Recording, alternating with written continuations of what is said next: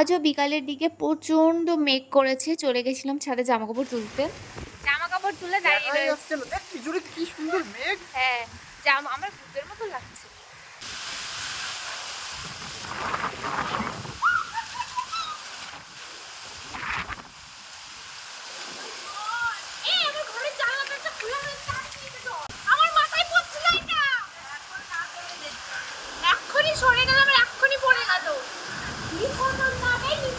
আমি বলছিলাম এটা পড়বে আর পড়ে গেছে। এই যে হচ্ছে ঘরের অবস্থা, ঘর তো পুরো অন্ধকার হয়ে গেছে। এ বাবা, জানালা বন্ধ ছিল না, হাওয়া এসে সব বিছানা উলট পালট করে দিয়েছে। ভেজে নি একবারই মনে হয় এসছে। আর এই যে বাইরে বৃষ্টি, কালো ঘন মেঘ করে যখন চারপাশ অন্ধকার হয়ে যাওয়ার পর এরকম ঝমঝম করে বৃষ্টি পড়ে, তখন মনে হয় যে মোমবাতি জ্বালিয়ে একটা উপন্যাসের বই খুলে বসি, বাট আমি এখন পড়বো না। দেখছি প্রায় প্রতিদিনই বিকাল থেকে সন্ধ্যার মধ্যে ঝড় বৃষ্টি হচ্ছে। ঠান্ডা ঠান্ডা পরিবেশে আমার কিছু না কিছু জিনিস খেতে ইচ্ছা করে।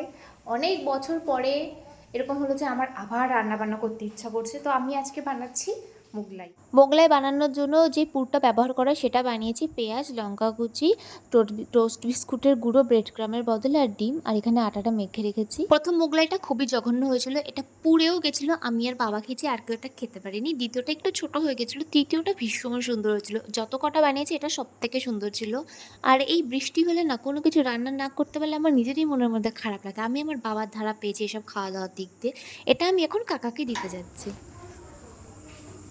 আঠু, এই যে মোগলাই বানিয়েছি, হয়নি। এটা হচ্ছে লাস্ট ওয়ান।